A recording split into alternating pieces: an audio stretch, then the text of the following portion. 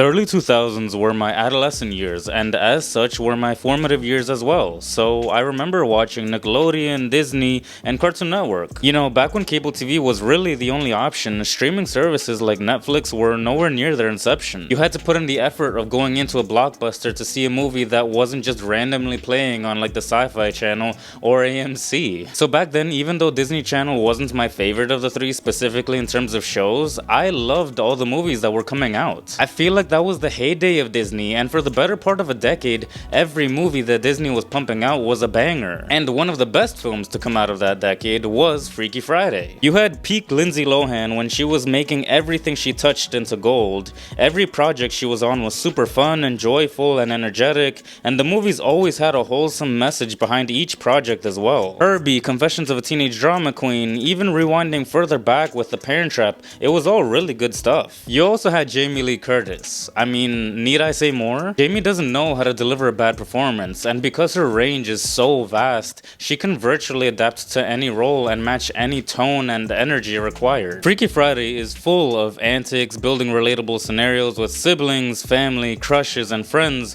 without ever losing sight of the overarching exploration of complexities of a mother-daughter relationship. And yes, there's the actual original 1976 film, and I do think it's funny that Disney is such a powerhouse that they entirely eclipsed the original, as many fans aren't even aware that the 2003 version is a remake, not an original premise. In any case, 22 years later after Disney's remake, Disney revisits Tess and Anna as both Jamie Lee Curtis and Lindsay Lohan reprise their respective roles, essentially trying to channel that same energy with each character having new roles. Daughter turned mother and mother turned grandmother. But since lightning can strike twice and, you know, Disney wants an easy way to get money and they know that nostalgia is the easiest way to get that, we find Anna and Tess at these new stages in their lives with new struggles with these new roles. And there's new lessons to be learned. Kinda. Right off the bat, what stood out to me about this sequel is that I didn't see how they could make a sequel to the 2003 version, at least one that was worth making. The story is done, the lesson is learned, everyone's happy. And yes, you can always add more stuff to any story, but is it worth looking at the ending of Freaky Friday and thinking, yeah, but what if there was more? In the current era over at corporate Disney, where there's so many remakes like all the live action stuff they got going on from the Renaissance era, or sequels like Moana 2 and such, it was inevitable that they would want to tackle some of these one-off movies from the 90s and 2000s as well, because that's what everyone is currently nostalgic about. What's truly fascinating about Freakier Friday is that this film was greenlit way back when they were trying to get everybody to subscribe to Disney Plus, and they knew that everybody would not only be on board with going to one platform for all of those older movies, but if they also added continuations to a lot of those older movies as well. Since then though, Disney retracted that strategy since clearly it wasn't working for them, and hence why this movie was delayed so long and why it's now on the big screen. And honestly, watching the film, you can still kinda tell that it has that Disney Plus feel to it. Just like Moana 2, where you could feel that, yeah, this was definitely not meant to be a theatrical release, but was reshaped to force its way into theaters. All that being said, this film was fine, nothing was offensively bad. Yeah, the script was flimsy, but there's definitely elements of enjoyment, especially for fans of that 2003 film. No frowns in this film, and it's great to see Lindsay Lohan getting back on the saddle and getting her shot after the hiatus, because if nothing else, the movie through its marketing and advertising really brought a lot of attention to Lindsay Lohan, since she's like on a bunch of ads and stuff, and that's what you want to see as an actor so she could get more opportunities in different projects. So on that end, it was a delight to see her on the big screen again. And she still has the chops, by the way. Like, yeah, you can tell she's not nearly as seasoned or as comfortable on camera as she was at an earlier age, but that chemistry that she has with Jamie Lee Curtis was fantastic, and it's just as strong as it was in the original. On top of the fact that they still feel like the same people we left them off as. Those lessons that they learned about each other stayed with them. So it doesn't feel like they're reverting back and having to relearn those lessons. Yeah, it's not a perfect relationship either. There's still things they don't see eye to eye in,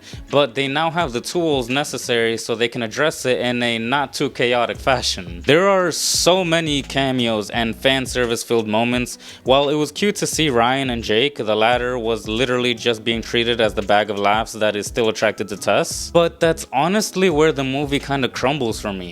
Like, it's got cute jokes, but my god, I can't remember the last time that a movie leaned so hard into the nostalgia gimmick. And it kind of dried up really fast. I don't know what Anna's teacher being reintroduced into the movie accomplished. He barely had any relevancy in the original, but they made it work at least.